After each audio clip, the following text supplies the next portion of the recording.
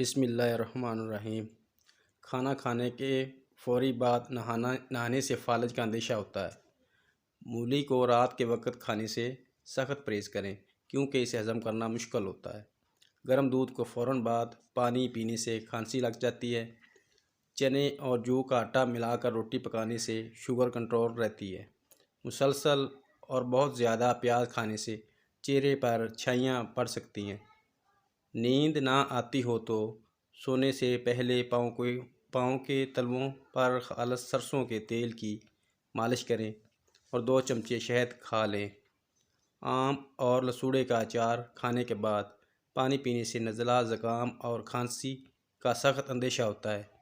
ساگ پکانے سے قبل اگر اسے کھولتے پانی میں ابال لیا جائے تو لذت بڑھ سکتی ہے۔ رات سونے سے قبل کمرے میں نیلے رنگ کا بلب جلائیں، ایسا کرنے سے مچھر کمرے میں نہیں آتے۔ روٹی پکا کر روٹی کے برتن میں 1 عدد ادرک کا ٹکڑا رکھ دیں تو روٹی سارا دن نرم اور تازہ رہے گی۔ چائے اور دہی ایک ساتھ نہیں کھانا چاہیے۔ جب یہ دونوں پیٹ میں ایک ساتھ ملتی ہیں تو نظام ہاضمہ کو سست کر دیتی ہیں۔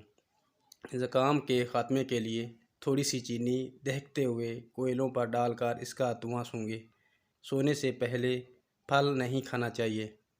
انہیں کھانے کا یہ سب سے برا وقت ہے کیونکہ اس سے شوگر لیول بڑھ سکتا ہے اور یہ حالت آپ کو پوری رات جگاتی رہے گی۔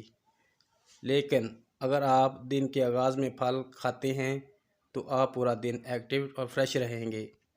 کان میں اچانک درد ہو جائے تو پاؤں کی چھوٹی انگلی کا مساج کرنے سے کافی حد تک آرام آ جاتا ہے۔ مونگ پھلی کھانے کے بعد پانی پینے سے گریز کرنا چاہیے کیونکہ اس کے نتیجے میں کھانسی اور گلے میں خراش ہو سکتی ہے۔ گوشت اور دودھ ایک ساتھ ہرگز استعمال نہ کریں ورنہ نقصان ہو سکتا ہے۔